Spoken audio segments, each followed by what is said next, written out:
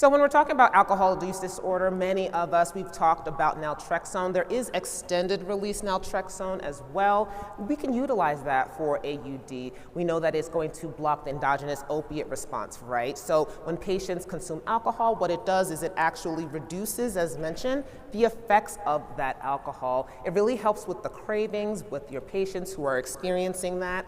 And then it's also important to consider, who does this make sense for, right? Because there are some options when we're talking about AUD.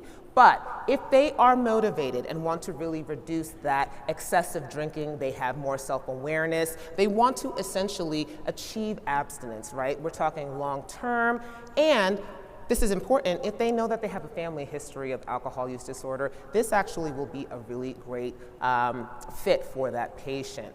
Now, there's also acamprosate. We know that this is actually indicated for abstinence for patients who have AUD.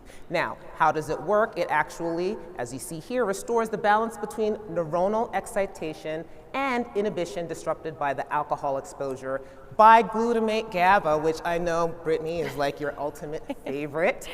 Here is the dosing recommendations if you're looking at acamprosate, right? So, important, we really want to consider that when we're thinking about safety, first and foremost with our patients, we know that it's well tolerated, so that's actually important to consider. It doesn't have a lot of CNS activity, which is important outside of the dependence for the patient, the dependence on the alcohol. Now, there has been actual evidence on it. We have seen that there has been great improvement for patients in terms of that abstinence for those who are using acamprosate. So, now, who is the patient? Again, highly motivated. You mentioned earlier, we're talking about the illness, right? So relapses can happen, but it's important that you're matching the therapy. Are they also with other supports? You want to have a comprehensive program that really helps the patient with this, okay? It's the TID dosing that gets me with acamprosate. That's why if I had my choice, I'd have everyone on the long-acting injectable naltrexone version.